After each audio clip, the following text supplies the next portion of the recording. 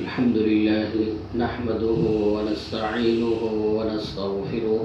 ونؤمن به ونتوكل عليه ونعوذ بالله من شرور أنفسنا ومن سيئات أعمالنا من يهد الله فلا مضل له ومن يضلل فلا هادي له ونشهد أن لا إله إلا الله وحده لا شريك له ونشهد أن سيدنا ونبينا ومولانا محمدا عبده ورسوله أما بعد فأعوذ بالله من الشيطان الرجيم بسم الله الرحمن الرحيم إن الذين آمنوا وعملوا الصالحات وأقاموا الصلاة وآتوا الزكاة لهم أجرهم عند ربهم ولا خوف عليهم ولا هم يحزنون قال النبي صلى الله عليه وسلم حصنوا أموالكم بالزكاة أو كما قال النبي صلى الله عليه وسلم رب اشرح لي صدري ويسر لي أمري واحلل عقدة من لساني يفقهوا قولي اللهم صل على محمد وعلى آل محمد كما صليت على إبراهيم وعلى آل إبراهيم إنك حميد مجيد اللهم بارك على محمد وعلى آل محمد كما باركت على إبراهيم وعلى آل إبراهيم إنك حميد مجيد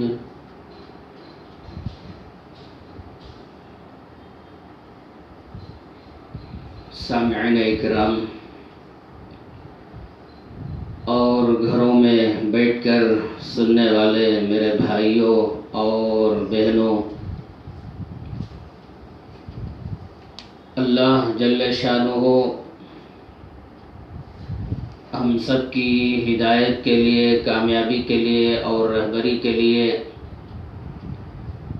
امام الانبیاء، سید الانبیاء، خاتم الانبیاء حضرت محمد رسول اللہ صلی اللہ علیہ وسلم کو روانہ فرمایا اور ہم سب کی اصلاح کے لیے، ہدایت کے لیے اللہ جل شانہ قرآن پاک کو نازل فرمایا۔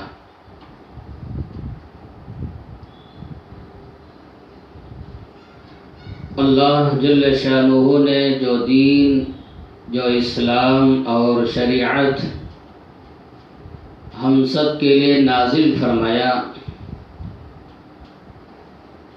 وہ اسلام اور دین کے بارے میں امام الانبیاء حضرت محمد رسول اللہ صلی اللہ علیہ وسلم نے بیان فرمایا، بنی الاسلام علی خمس، اسلام کی بنیاد، اسلام کی عمارت 5 چیزوں پر رکھی گئی ہے۔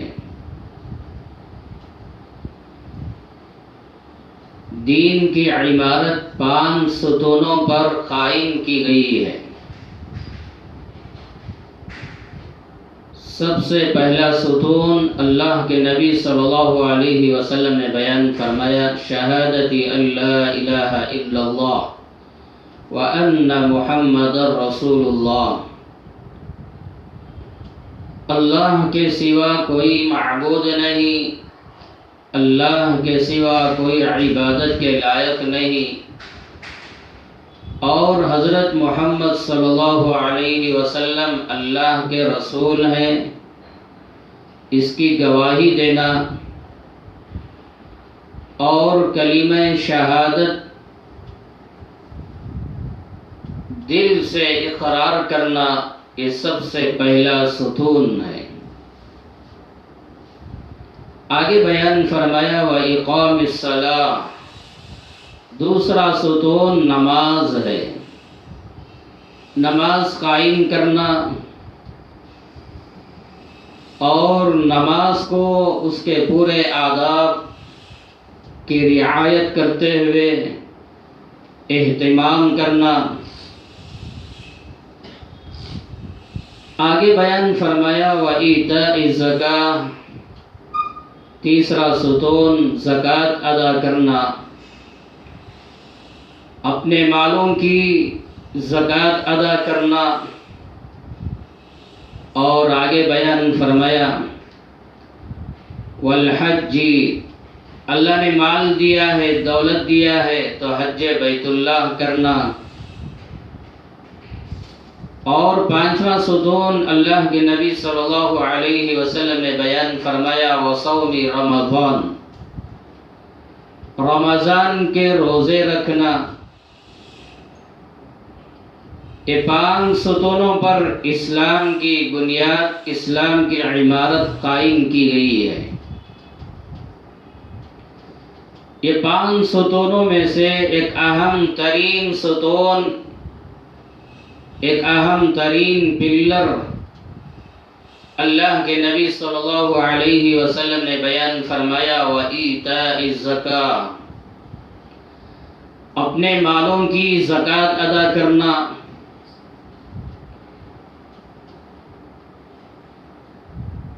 جیسے اللہ کی وحدانیت کی گواہی دینا اور اللہ کے نبی کی نبوت کا اقرار کرنا فرض عین ہے، اور نمازوں کا اہتمام کرنا فرض عین، اور مال ہے تو حج بیت اللہ کرنا فرض عین، رمضان کے روزے رکھنا فرض عین ہے، اسی طرح اپنے مالوں کی زکوٰۃ ادا کرنا بھی فرض عین ہے۔ یہاں تک کہ علماء نے لکھا ہے جو بندہ یا بندی اپنے مالوں کی زکوٰۃ ادا کرنے کا انکار کر دے اور یوں کہہ دے میں زکوٰۃ نکالنے کے لیے تیار نہیں، اور زکوٰۃ کیوں نکالا جائے، مال میرا، دولت میری، سونا چاندی میری، اگر کوئی اللہ کا بندہ یا بندی زکوٰۃ ادا کرنے سے انکار ہی کر دے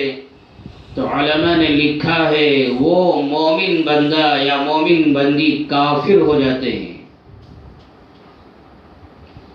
یہاں تک کہ علماء نے لکھا ہے اسلامی حکومت ہے تو وہ زکوٰۃ کا انکار کرنے والوں کے خلاف جنگ کرنا چاہیے، ان کے ساتھ لڑنا چاہیے تاکہ وہ اپنے مالوں کی زکوٰۃ ادا کرنے پر مجبور ہو جائیں۔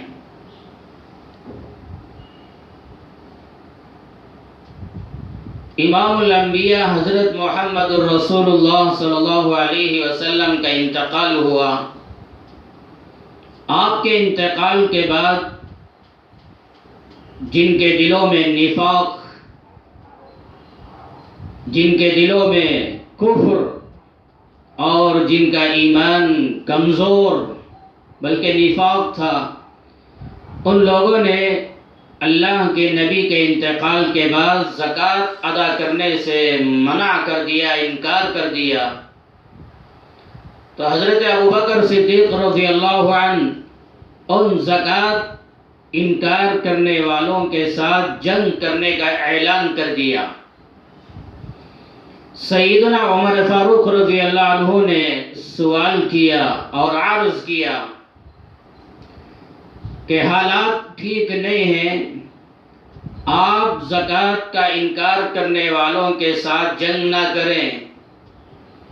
حضرت ابوبکر رضی اللہ عنہ جلال میں آ گئے، غصے میں آ گئے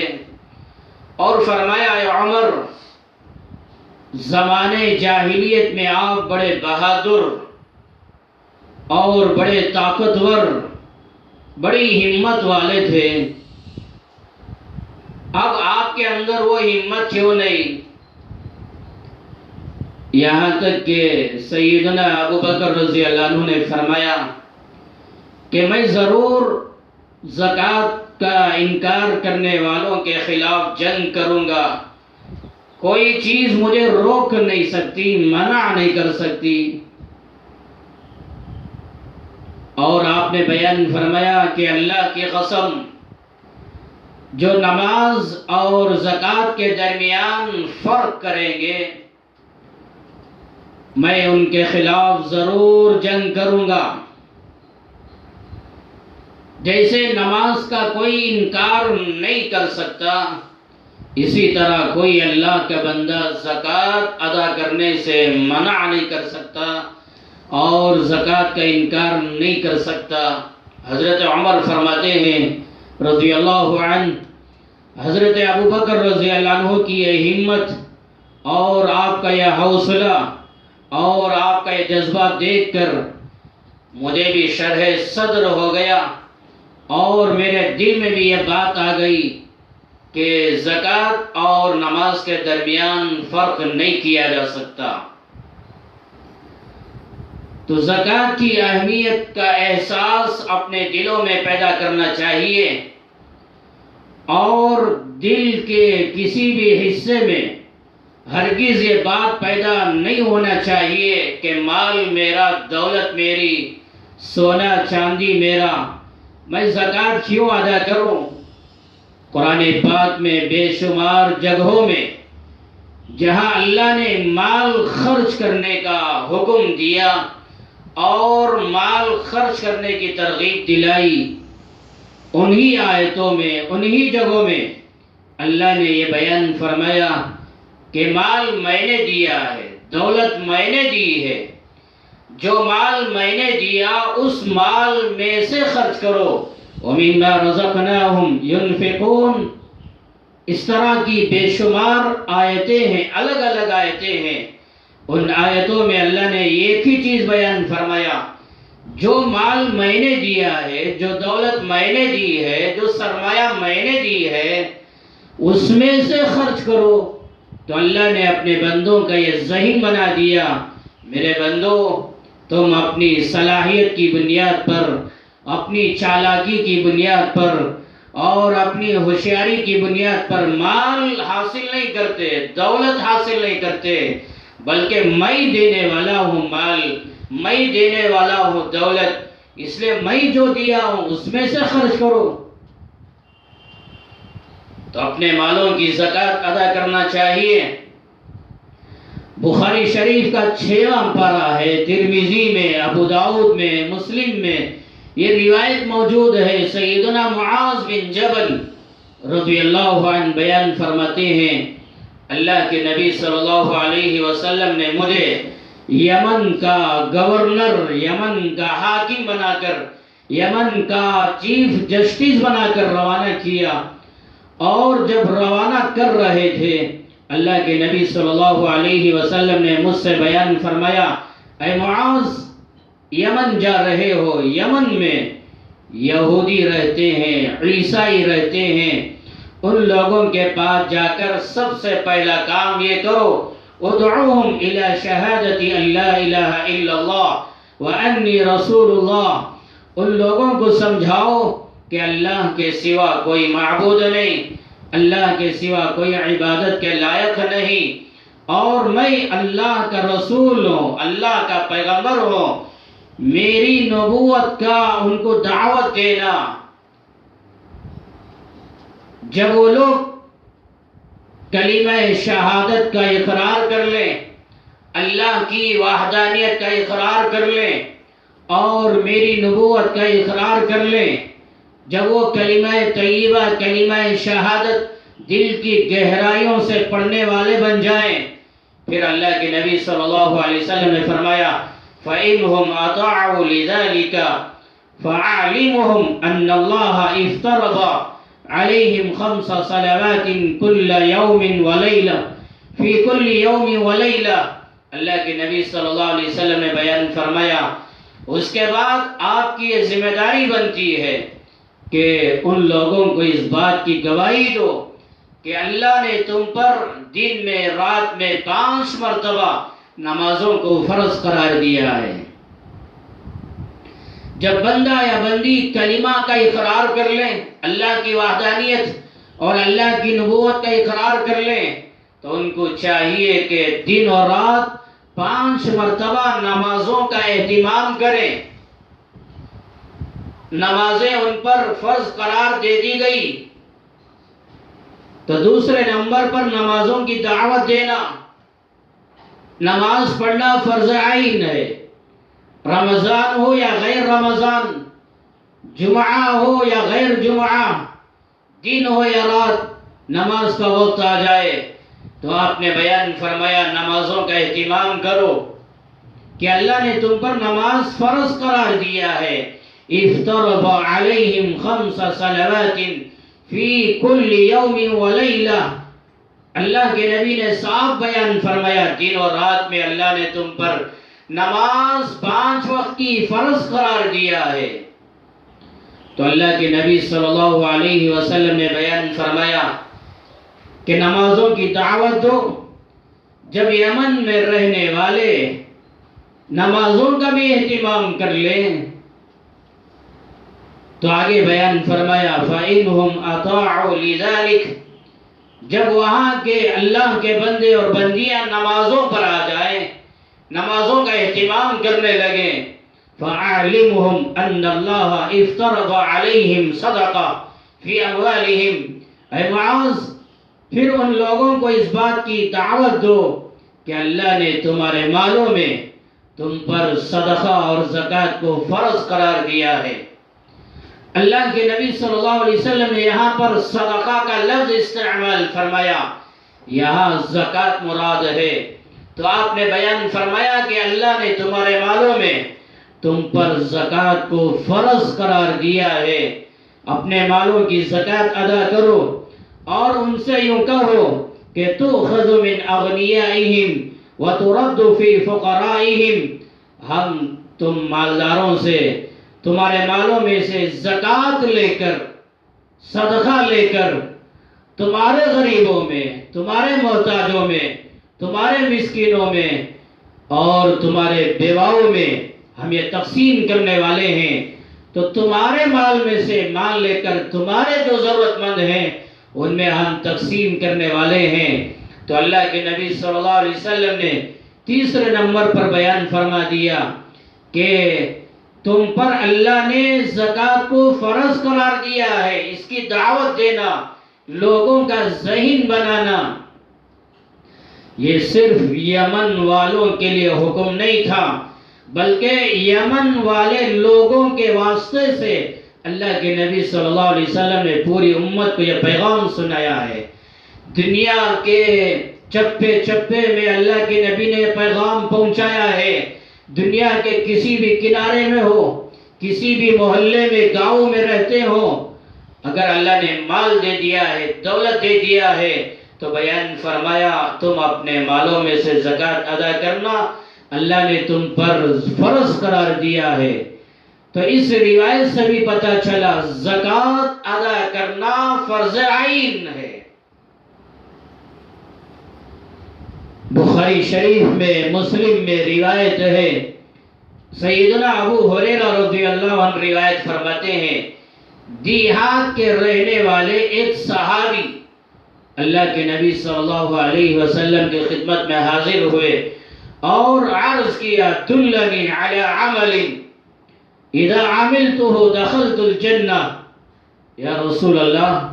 مجھے آپ ایک ایسا عمل بتائیے، ایسا کام بتائیے جس کام کے کرنے پر، جس پر عمل کرنے کی بنیاد پر میں جنت میں آسانی سے داخل ہو جاؤں۔ اللہ کے نبی صلی اللہ علیہ وسلم نے ان کے سوال کرنے پر بیان فرمایا تعبد اللہ ولا تشرک به شیئا، سب سے پہلی چیز یہ بیان فرمائی اللہ کی عبادت کرو ہر حال میں، اور ہر حال میں اللہ کے ساتھ کسی کو شریک نہ کرو، اللہ ہی کی عبادت کرنا، شرک کا، کفر کا معاملہ نہ کرنا،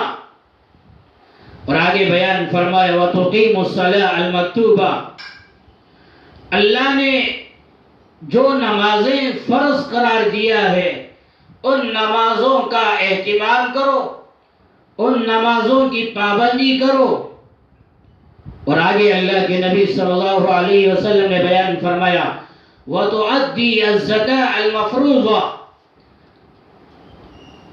تم اپنے مالوں کی زکوٰۃ ادا کرو،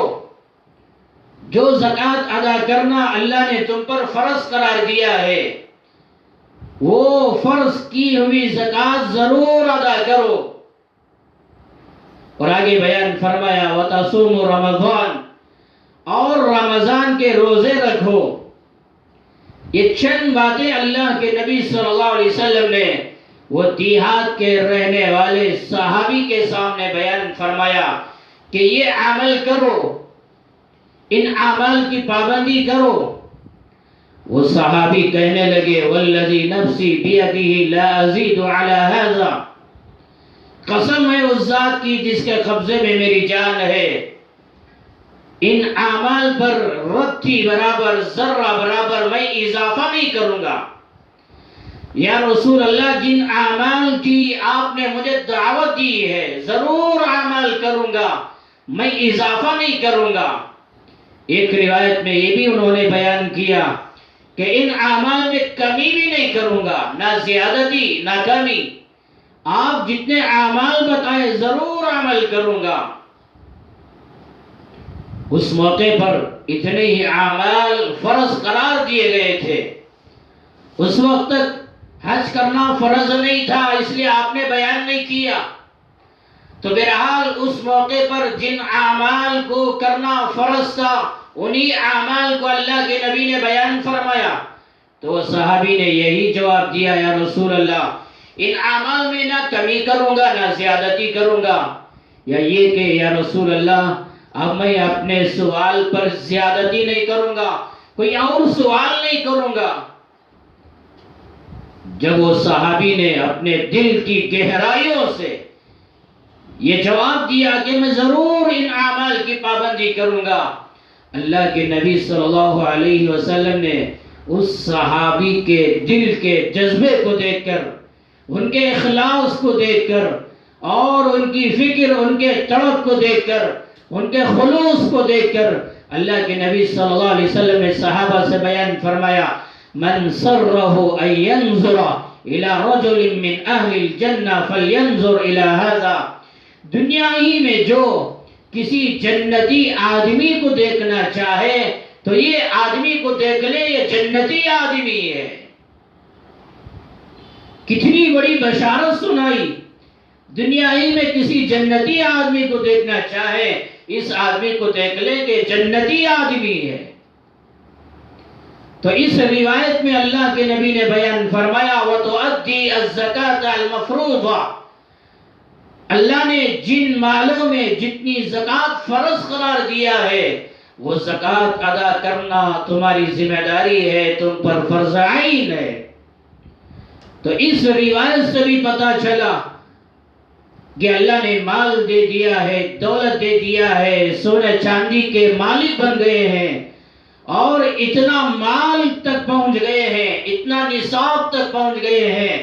جہاں پہنچنے کے بعد زکوٰۃ دینا ضروری اور فرض عین ہے، تو ضرور زکوٰۃ ادا کرنا چاہیے۔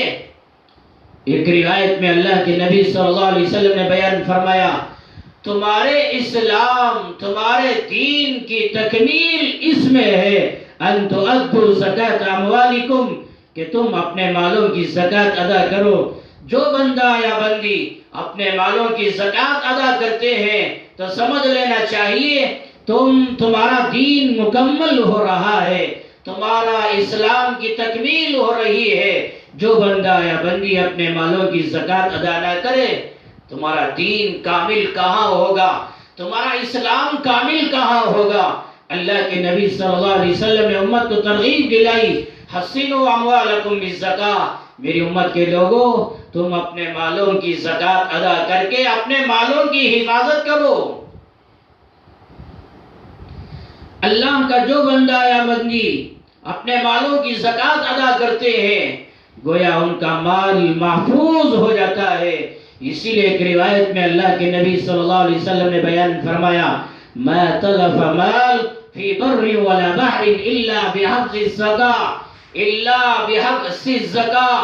جو بندہ یا بندی اپنے مالوں کی زکوٰۃ ادا نہیں کرتے اور ان کا مال زمین میں یا سمندروں میں تباہ ہو جاتا ہے، برباد ہو جاتا ہے، تو فرمایا وہ اس لیے ہوتا ہے کہ انہوں نے اپنے مالوں کی زکوٰۃ ادا نہیں کی۔ اپنے مالوں کی زکوٰۃ ادا کرنے کے بجائے مالوں کو روک کر رکھ لیا ہے۔ مال کی محبت دل میں، دولت کی محبت دل میں، سونا چاندی کی محبت دل میں آئی اور روک کر رکھ لیا تو ان کا مال تباہ ہو جاتا ہے، برباد ہو جاتا ہے۔ تو اللہ کے نبی صلی اللہ علیہ وسلم نے بیان فرمایا جن کا مال زمین میں، خشکی میں یا سمندر میں تباہ ہو جاتا ہے، سمجھ لینا چاہیے کہ انہوں نے اپنے مال کی زکوٰۃ ادا نہیں کی۔ اسی طرح جن کا مال چوری ہو جاتا ہے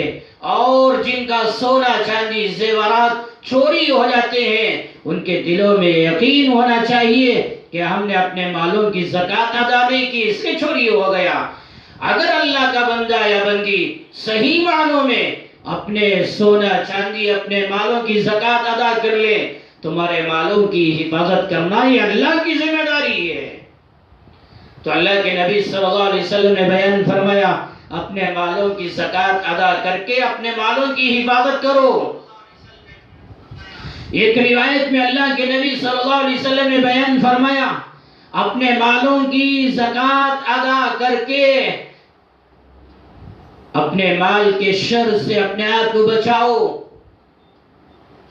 اس سے پہلے ایک روایت میں آپ کو سناتا ہوں، مشکاۃ شریف میں روایت ہے، امی جان عائشہ صدیقہ رضی اللہ عنہا روایت فرماتی ہیں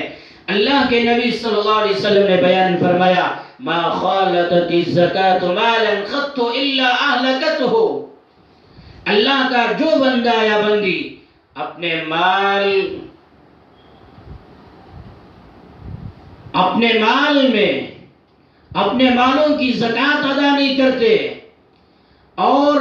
وہ زکوٰۃ کے مال کو اپنے مال میں شامل کر کے، جمع کر کے، ملا کے رکھ لیتے ہیں، تو بیان فرمایا وہ زکوٰۃ کا مال ان کے مال کو تباہ کر دیتا ہے، برباد کر دیتا ہے۔ اس حدیث کو امام بخاری رحمۃ اللہ علیہ نے یوں سمجھایا، آپ کو آسانی سے سمجھنا چاہیے۔ یہ روایت کو امام بخاری رحمۃ اللہ علیہ نے یوں سمجھایا کہ کسی کے مال پر زکوٰۃ فرض ہو گئی اور وہ اللہ کا بندہ اپنے مال میں سے زکوٰۃ نہیں نکالا، جتنا مال نکالنا چاہیے نکالا نہیں، تو وہ جو زکوٰۃ کا پیسہ ہے اپنے مال میں سے نکالے بغیر وہ زکوٰۃ کا مال، وہ زکوٰۃ کا پیسہ اپنے مال میں جمع کر کے، شامل کر کے، ملا کے رکھ لیا، تو امام بخاری فرماتے ہیں وہ زکوٰۃ کا مال اس کے اصل مال کو بھی تباہ کر دیتا ہے، برباد کر دیتا ہے۔ اور امام احمد بن حنبل رحمۃ اللہ علیہ اس روایت کو یوں سمجھایا کہ اگر کوئی اللہ کا بندہ یا بندی زکوٰۃ خود نکالنا ہے، اس کے پاس مال ہے، دولت ہے، یہ مالدار ہے، اپنے مال میں سے زکوٰۃ نکالنا چاہیے تھا مگر یہ زکوٰۃ نہیں نکال رہا ہے، بلکہ اگر کوئی دوسرا بندہ وہ اپنی زکوٰۃ کا مال اسے دے رہا ہے، تب بھی یہ اللہ کا بندہ مالدار ہونے کے باوجود، اس پر زکوٰۃ فرض ہونے کے باوجود دوسروں سے زکوٰۃ کا مال لے لیتا ہے، دوسروں کی زکوٰۃ کا مال لے کر، وہ پیسہ لے کر اپنے مال میں جمع کر لیتا ہے، ملا لیتا ہے۔ فرمایا وہ زکوٰۃ کا مال لا کر اس کے مال کو بھی تباہ کر دیتا ہے، برباد کر دیتا ہے۔ تو فرمایا اپنے مالوں کی زکوٰۃ ادا کرو، اگر ادا نہیں کرو گے تو وہ زکوٰۃ کا مال تمہارے اصل مال کو بھی تباہ کر دے گا، برباد کر دے گا۔ تو ایک روایت میں فرمایا اللہ کے نبی صلی اللہ علیہ وسلم کہ مال کے شر سے اپنے آپ کو بچاؤ، اپنے مال کی زکوٰۃ ادا کر کے اس مال کے شر سے اپنی ذات کو بچاؤ۔ یہ روایت کو سمجھنے کے لیے ایک دوسری روایت میں آپ کو سناتا ہوں. امام بخاری رحمۃ اللہ علیہ نے وہ روایت نقل فرمائی. امام الانبیاء حضرت محمد رسول اللہ صلی اللہ علیہ وسلم نے بیان فرمایا من آتاہ اللہ مالا فلم یؤد زکاتہ مثل له مالہ یوم القیامہ شجاعا اقرع له زبیبتان یطوقہ یوم القیامہ ثم يأخذ بلهزمتي يعني بشدقي ثم يقول أنا مالك أنا كنزك. اللہ کے نبی صلی اللہ علیہ وسلم نے فرمایا جس بندے کو یا بندی کو اللہ نے مال دے دیا، دولت دے دیا، سونے چاندی کا مالک بنا دیا، مالدار ہونے کے باوجود جب یہ بندہ اپنے مالوں کی زکوٰۃ ادا نہیں کرتا، کل قیامت کے دن اللہ اس کے مال کو، اس کی پراپرٹی کو اور اس کے سونے چاندی کو ایک اژدہا بنا دیتا ہے، اور یہ اژدہا اس کے گردن میں ڈال دیا جاتا ہے، اور وہ اپنے منہ سے یہ آدمی کے دونوں جبڑوں کو، دونوں ہونٹوں کو پکڑ کے کھینچتا ہے اور ڈستے ہوئے یوں کہتا ہے کہ میں تیرا مال ہوں، میں تیرا خزانہ ہوں، میں تیرا سونا چاندی ہوں، جن مالوں کی تو نے زکوٰۃ ادا نہیں کی. وہ اژدہا گنجا بھی ہوگا، اس کے پیشانی پر، سر پر، اس کے سر پر بال بھی نہیں ہوں گے، اور اس کی آنکھوں کے اوپر 2 سیاہ نقطے ہوں گے، کالے نقطے ہوں گے. ایسا اژدہا اس کے مال کو بنا کر اس کے گردن میں ڈال دیا جاتا ہے، اور وہ یوں کہنے لگتا ہے میں تیرا مال ہوں، میں تیری پراپرٹی ہوں، میں تیرا سونا چاندی ہوں، جن زیورات کو تو استعمال کیا کرتی تھی میں وہ سونا چاندی ہوں. یہ کہتی رہتی ہیں، یہ کہتا رہتا ہے وہ مال. اور اللہ کے نبی صلی اللہ علیہ وسلم نے 2 باتیں بیان فرمائی، اس کے سر پر بال بھی نہیں ہوں گے اور اس کی آنکھوں کے اوپر 2 سیاہ نقطے بھی ہوں گے. علماء نے بیان فرمایا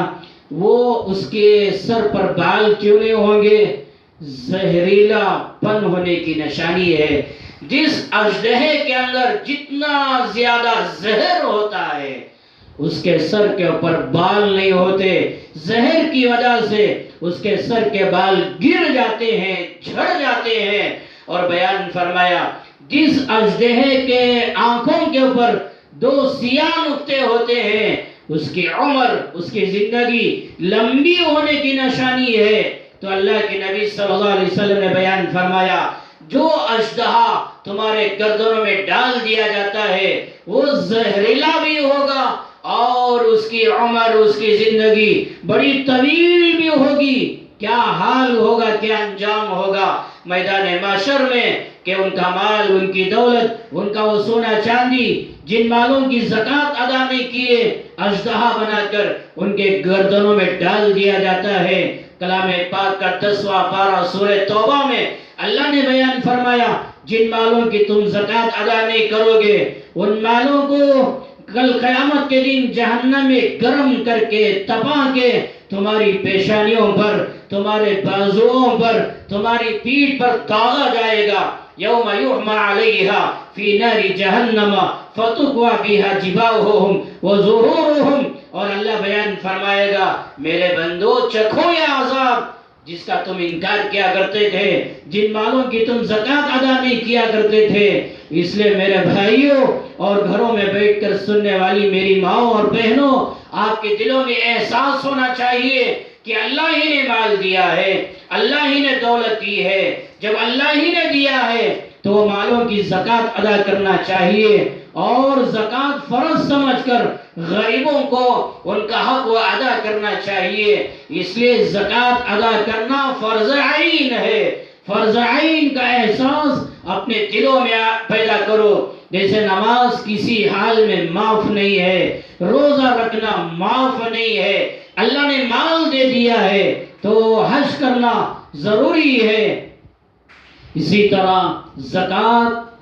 مال ملنے کے بعد ادا نہ کرنا بہت بڑا جرم اور بہت بڑا گناہ ہے۔ ہر حال میں زکوٰۃ ضرور ادا کرنا چاہیے۔ ہاں بعض موقع ایسے آ جاتے ہیں مال ملنے کے باوجود، دولت ملنے کے باوجود حج کرنے کی طاقت نہ رہی، اتنے بیمار ہو گئے یا کمزور ہو گئے، ایسی مجبوری کی صورتیں آ جاتی ہیں کہ وہ مجبوری کی صورت میں مال ہے تو کسی کو حج بدل کروا سکتے ہیں، وہ الگ چیز ہے، مگر مال ہے، دولت ہے، بیمار بھی ہیں، کمزور بھی ہیں، چلنے پھرنے کی طاقت بھی نہیں ہے، تو مالوں کی زکوٰۃ ادا کرنا ہے، مال ادا کرنا ہے، تو اس میں کیا مجبوری ہے؟ اس لیے دلوں میں احساس پیدا کریں اور زکوٰۃ کی اہمیت پیدا کریں اور ضرور اپنے مالوں کی زکوٰۃ ادا کریں۔ اگر ادا نہیں کریں پھر قیامت کے دن آپ کا انجام کیا ہونے والا ہے؟ جب بندہ یا بندی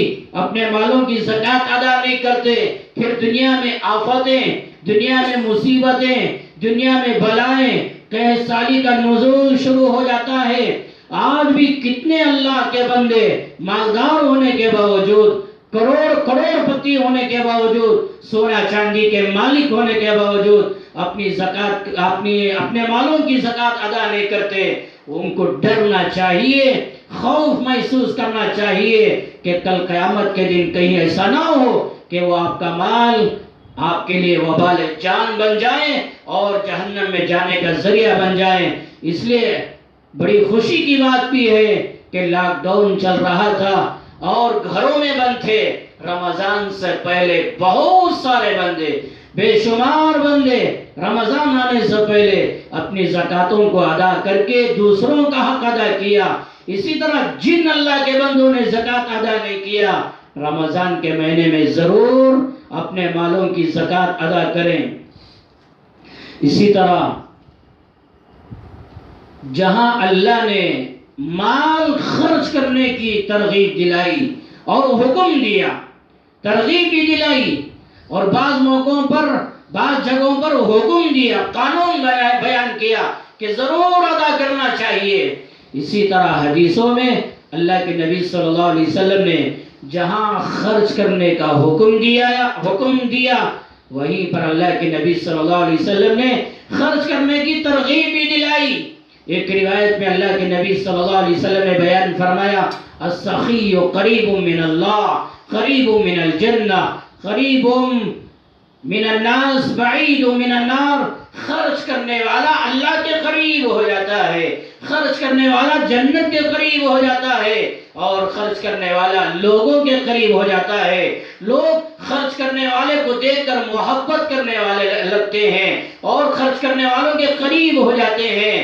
اور یہ خرچ کرنے والا جہنم سے دور ہو جاتا ہے۔ اس طرح اللہ کے نبی صلی اللہ علیہ وسلم نے خرچ کرنے کی ترغیب دلائی۔ ایک روایت میں مسلم شریف کی اللہ کے نبی صلی اللہ علیہ وسلم نے بیان فرمایا، ما نقصت صدقۃ من مال، مالوں میں سے صدقہ کرنے والوں کا مال کبھی کم نہیں ہوتا۔ خرچ کرنے والوں کے مال میں اللہ کمی نہیں کرتا۔ اللہ کے نبی نے سینکڑوں حدیثوں میں سینکڑوں طریقے سے امت کو ترغیب دلائی، میری امت کے لوگوں خرچ کرو، خرچ کرو۔ اللہ نے بھی ترغیب دلائی قرآن پاک میں، اور اللہ کے نبی صلی اللہ علیہ وسلم نے بھی حدیثوں میں بے شمار روایتیں ہیں جن روایتوں میں اللہ کے نبی نے امت کو ترغیب دلائی، میری امت کے لوگوں خرچ کرو، خرچ کرو۔ جہاں خرچ کرنے کی ترغیب دلائی وہاں پر اللہ کے نبی صلی اللہ علیہ وسلم نے کنجوسی کرنے کی مذمت بھی بیان فرمائی، میری امت کے لوگوں کنجوسی نہ کرو، خرچ کرنے میں بخل نہ کرو، دل چھوٹا نہ کرو، اور دل چھوٹا کر کے مال جمع کر کے نہ رکھو، دل کی وسعت، دل بڑا کر کے لوگوں پہ خرچ کرو۔ اللہ کے نبی صلی اللہ علیہ وسلم نے بیان فرمایا، والبخیل قریب والبخیل بعید من اللہ، بعید من الجنہ، بعید من الناس، قریب من النار۔ اللہ کے نبی صلی اللہ علیہ وسلم نے بیان فرمایا، بخل کرنے والا، کنجوسی کرنے والا وہ اللہ سے دور ہو جاتا ہے، جنت سے دور ہو جاتا ہے، لوگوں سے دور ہو جاتا ہے، اور یہ کنجوسی کرنے والا جہنم سے قریب ہو جاتا ہے۔ تو اللہ کے نبی صلی اللہ علیہ وسلم نے بخل کی مذمت بیان فرمائی، اور اللہ نے قرآن میں بھی بیان فرمایا ان اللہ لا يحب من كان مختالا فخورا، کنجوسی بخل کرنے والوں کو اللہ پسند نہیں کرتا، بخالت کرنے والوں کو اللہ ان سے محبت نہیں کرتا۔ تو اللہ نے بھی بخل کی مذمت بیان فرمائی، اور اللہ کے نبی صلی اللہ علیہ وسلم نے بھی مذمت بیان فرمائی کہ میری امت کے لوگوں کنجوسی ہر حال میں اختیار نہ کرو، خرچ کرنے کی ترغیب دلائی اور بخل کرنے کی مذمت بیان فرمائی۔ مگر میرے بھائیوں اور گھروں میں بیٹھ کر سننے والی میری ماؤں اور بہنوں، اور آئندہ گھروں میں سننے والی میری ماؤں اور بہنوں، دل کی کان کھول کر، دل کے پردوں کو کھول کر، دل کی گہرائیوں سے میری بات بڑی توجہ کے ساتھ سنو۔ جہاں اللہ کے نبی نے خرچ کرنے کی ترغیب دلائی اور کنجوسی اختیار کرنے کی مذمت بیان فرمائی، وہیں پر اللہ کے نبی صلی اللہ علیہ وسلم نے ایک چیز اور بھی بیان فرمائی۔ وہ چیز کیا ہے؟ فضول خرچی نہ کرو، یہ بھی بیان فرمایا۔ میری بات سمجھنے کی کوشش کریں، میں بار بار کہہ رہا ہوں تاکہ آپ کے دل کی گہرائیوں میں یہ بات بیٹھ جائیں، بڑی مضبوطی کے ساتھ بیٹھ جائیں۔ جہاں اللہ نے قرآن میں خرچ کرنے کی ترغیب دلائی اور بخل کرنے کی مذمت بیان فرمائی، اور اللہ کے نبی نے حدیثوں میں خرچ کرنے کی ترغیب دلائی، بخل کرنے کی مذمت بیان فرمائی، ان دونوں کے درمیان ایک اور چیز یہ بھی بیان فرمائی کہ فضول خرچی نہ کرو۔ قرآن پاک کا 15واں پارہ ہے، سورہ بنی اسرائیل میں اللہ نے بیان فرمایا ان المبذرین كانوا اخوان الشیاطین وكان الشیطان لربه کفورا، یقیناً فضول خرچی کرنے والے، بے جا خرچ کرنے والے، کوئی خرچ کرنے کا موقع ہی نہیں ہے، خرچ کرنے کی کوئی جگہ ہی نہیں ہے، فضول خرچی کرنے والے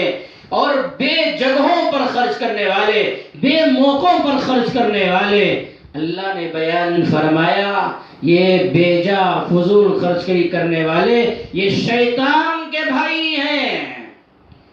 کتنی سخت ترین مذمت بیان فرمائی، یہاں تک کہ اس آیت کی تفسیر میں علماء نے لکھا ہے گناہوں کے کاموں میں خرچ کرنے والے یہ شیطان کے بھائی ہیں۔ یہاں تک کہ علماء نے لکھا ہے جن جگہوں پر خرچ کرنا جائز ہے، اللہ نے اجازت دی ہے خرچ کرو، جائز جگہوں پر بھی حد سے زیادہ خرچ کرنا یہ بھی تبذیر ہے۔ مثال کے طور پر ایک نکاح کرنا ہے، مثال کے طور پر کہہ رہا ہوں، ایک نکاح کرنا ہے، 1,00,000 روپیہ خرچ کر سکتے ہیں، تو 1,00,000 روپیہ خرچ کرنے کے بجائے ایک نکاح پر 10,00,000 روپیہ خرچ کرنا یہ تبذیر ہے۔ ایک جوڑا کپڑا خریدنے کے لیے، چلو دل کی تسلی کے لیے کہہ رہا ہوں، ورنہ سادہ سیدھا لباس 1,000 روپیہ سے کم مل جاتا ہے، چلو پھر بھی میں کہتا ہوں مثال کے طور پر ایک عمدہ لباس پہننے کے لیے 5,000 روپیہ خرچ ہوتے ہیں، تو 5,000 روپیہ خرچ کرنے کے بجائے ایک جوڑا خریدنے میں 20,000 روپیہ لگا رہے ہیں، تو فرمایا جائز موقعوں پر جتنا خرچ کرنا ہے اس سے زیادہ خرچ کرنے والا یہ تبذیر ہے، اور تبذیر والوں کے بارے میں اللہ نے بیان فرمایا یہ شیطان کے بھائی ہیں۔ 500 روپیہ خرچ کر کے پیٹ بھر کے کھا سکتے ہیں، بہترین کھانا، بہترین غذا، مثال کے طور پر 500 روپیہ بہترین چیزیں خرید کر لے کر اپنا پیٹ بھر سکتے ہیں، مگر پھر بھی کھانے پینے میں 5,000 روپیہ خرچ کرنا، 1,000 روپیہ خرچ کرنا یہ تبذیر ہے۔ تو علماء نے اس آیت کی تفسیر میں لکھا ہے جائز جگہوں میں بھی حد سے زیادہ خرچ کرنے والا یہ تبذیر ہے، اور اللہ نے بیان فرمایا یہ تبذیر کرنے والے، فضول خرچی کرنے والے کانوا اخوان الشیاطین، یہ شیطان کے بھائی ہے، وکان الشیطان لربہ کفورا، اور شیطان اللہ کا ناشکرا ہے، ناشکری کرنے والا ہے۔ ایک جگہ میں اللہ نے بیان فرمایا کلوا واشربوا ولا تسرفوا، میرے بندو کھاؤ پیو،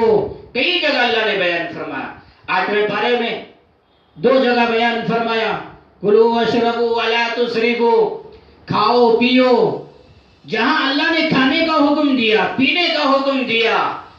آگے اللہ نے فرمایا ولا تسرفوا، کھاتے ہوئے پیتے ہوئے بھی اسراف نہ کرو، کھانے پینے میں بھی فضول خرچی نہ کرو، حد سے زیادہ خرچ نہ کرو۔ یہ آیت کی تفسیر میں علماء نے بہت ساری باتیں لکھی ہیں، مگر میں آپ کو جو سمجھانا چاہتا ہوں بس اتنا ہی سمجھانا چاہتا ہوں کہ اللہ بیان فرماتے ہیں میرے بندو اور میری بندیوں، کھانے پینے میں بھی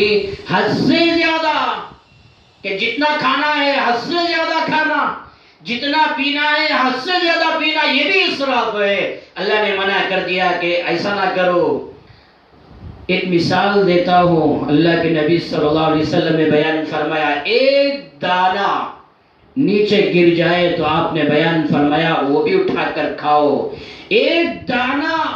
فضول خرچ کرنے کی اللہ کے نبی نے ترغیب نہیں دلائی، امت کو یہ ترغیب دلائی ایک لقمہ، ایک دانہ چاول کا، ایک دانہ نیچے گر جائے اسے بھی اٹھا کر کھاؤ، ایک دانہ بھی فضول خرچ نہ کرو، برباد نہ کرو۔ یہ الگ چیز ہے۔ اللہ کے نبی نے کیوں بیان فرمایا؟ اس لیے کہ کھانے کے کس حصے میں برکت ہے آپ جانتے نہیں، اٹھا کر کھا لو۔ بہرحال بہت ساری حکمتیں ہو سکتی ہیں، اس میں سے ایک حکمت یہ بھی ہے اللہ کے نبی نے امت کو ترغیب دلائی ایک دانہ بھی فضول خرچ نہ کرو، ضائع نہ کرو، برباد نہ کرو۔ میرے بھائیوں اور گھروں میں بیٹھ کر سننے والی میری ماؤں اور بہنوں، میں آپ کو یہ باتیں اس لیے سمجھانا چاہتا ہوں جیسے، اور چلو آگے بڑھو، میں آپ کو سمجھاؤں گا کیوں کہہ رہا ہوں۔ اللہ نے قرآن پاک میں بیان فرمایا 15واں پارہ ہے وَلَا تَجْعَلْ يَدَكَ مَغْلُولَةً إِلَىٰ عُنُقِكَ وَلَا تَبْسُطْهَا كُلَّ الْبَسْطِ فَتَقْعُدَ مَلُومًا مَّحْسُورًا۔ اللہ نے ایک ہی آیت میں 2 چیزیں بیان فرمایا۔ ایک چیز یہ بیان فرمایا، یہ اللہ نے اپنے نبی کو بیان فرمایا، یہ صرف نبی کو نہیں، نبی کے واسطے سے اللہ نے پوری امت کو بیان فرمایا۔ اللہ نے یہ حکم صرف ہمارے نبی کو نہیں بلکہ ہمارے نبی کے واسطے سے مجھے اور آپ کو، اللہ امت کو، اپنے بندوں کو سمجھانا چاہتا ہے۔ تو ایک چیز یہ بیان فرمائی کہ اپنا مال خرچ کرے بغیر اپنے دونوں ہاتھوں کو اپنے گردنوں میں باندھ کے نہ رکھو۔ اللہ یہ انداز سے سمجھا رہا ہے، اپنے دونوں ہاتھ اپنے دونوں گردنوں میں اس طرح باندھ کے نہ رکھو، بلکہ ہاتھوں کو کھولو اور ضرورت پڑے تو خرچ کرو۔ کوئی سائل آئے، فقیر آئے، یا آپ جانتے ہیں جہاں خرچ کرنا ہے جاؤ ان جگہوں پر اور خرچ کرو، اپنے ہاتھوں کو گردنوں پہ باندھ کے بیٹھ نہ جاؤ۔ اور دوسرا حکم اللہ نے یہ بیان فرمایا اپنے ہاتھوں کو اتنا بھی نہ کھولو۔ اللہ کیا محبت سے اپنے بندوں کو سمجھانا چاہتا ہے، اپنے ہاتھوں کو اتنا زیادہ بھی نہ کھولو، یعنی اتنا زیادہ بھی خرچ نہ کرو کہ اتنا خرچ کیا، اتنا خرچ کیا، اتنا خرچ کیا، پوری دولت خرچ کر دیا، اور کل کے دن آپ کو ضرورت پیش آ گئی، افسوس کرنے لگو کل کیوں میں اتنا خرچ کر دیا، کچھ مال جمع کر کے رکھ لیتا، بچا کے رکھ لیتا، آج مجھے وہ مال کام آتا۔ اتنا بھی خرچ نہ کرو کل کے دن آپ کو افسوس ہونے لگے۔ تو درمیانی راستہ اختیار کرو، خرچ کرنے میں بھی میانہ روی اختیار کرو، درمیانی راستہ، زیادہ بھی خرچ نہ کرو اور کم بھی خرچ نہ کرو، درمیانی راستہ اختیار کرو۔ تو اللہ نے یہ چیز بیان فرمائی۔ ایک اور جگہ اللہ نے بیان فرمایا والذین اذا انفقوا لم يسرفوا ولم يقتروا وكان بين ذلك قواما۔ اللہ نے بیان فرمایا اسراف بھی نہ کرو، فضول خرچی بھی نہ کرو اور کنجوسی بھی نہ کرو، درمیانی راستے میں خرچ کرو، درمیانی راستے میں خرچ کرنے والے بن جاؤ۔ اس لیے یہ باتوں سے میں آپ کو یہ سمجھانا چاہتا ہوں، عید الفطر آنے والی ہے۔ جیسے ہی لاک ڈاؤن میں کچھ نرمی آئی، دکانوں کو کھولنے کا حکم دیا گیا، بازار کھل گئے، اور آپ نے بھی دیکھا ہم نے بھی دیکھا کہ شاپنگ کے لیے ہزاروں عورتیں۔ کیا ہو رہا ہے؟ ایسا محسوس ہوتا ہے کہ اب تک ہم ننگے تھے، برہنہ تھے، اب کپڑے خریدنے کے لیے گئے، لباس پہننے کے لیے۔ کیا کیا حال چل رہا ہے امت کا، اپنے پڑوس میں کیا زندگی گزار رہے ہیں، کیا غربت میں، کیا مفلسی میں، کیا پریشانیوں میں زندگی گزار رہے ہیں۔ اور علماء کی طرف سے اعلان ہو رہا ہے، حضرت اقدس مولانا خلیل الرحمن سجاد نعمانی صاحب دامت برکاتہم، حضرت اقدس مولانا ولی رحمانی دامت برکاتہم، اور ہمارے کرناٹک کے امیر شریعت حضرت مولانا صغیر احمد خان صاحب دامت برکاتہم، کتنے بڑے بڑے علماء، اکابر علماء، جو یہ کہہ رہے ہیں کہ اس رمضان میں آنے والی عید سادگی کے ساتھ منواؤ، سادہ سیدھا منواؤ، اپنے مال کی حفاظت کرو اور شاپنگ نہ کرو، اور غریبوں کو دیکھ کر دلوں میں احساس پیدا کرو، اور سادہ سیدھا کپڑوں میں عید ادا کر لو۔ کتنا کہہ رہے ہیں واٹس ایپ میں، فیس بک میں اور میڈیا میں، پتہ نہیں کیا کیا راستوں سے آپ تک بات پہنچا رہے ہیں، مگر پھر بھی سمجھنے کے لیے تیار نہیں۔ کیا فضول خرچی کرنے والے اور کیا اپنے مال کو تباہ کرنے والے۔ اللہ کے نبی صلی اللہ علیہ وسلم نے یہاں تک بیان فرمایا، من قتل دون مالہ فہو شہید۔ بخاری میں، مسلم میں، نسائی میں، ترمذی میں، ابن ماجہ میں روایت ہے۔ اللہ کے نبی صلی اللہ علیہ وسلم نے بیان فرمایا، اللہ کا جو بندہ یا بندی اپنے مال کی حفاظت میں شہید ہو جائے، مر جائے، اپنے مال کی حفاظت کرتے ہوئے اپنی جان کو قربان کر دے، تو فرمایا یہ بھی شہید ہے۔ تو اللہ کے نبی نے ترغیب دلائی، اپنے مال کی حفاظت کرو۔ بخاری میں، مسلم میں روایت ہے، اللہ کے نبی صلی اللہ علیہ وسلم نے بیان فرمایا،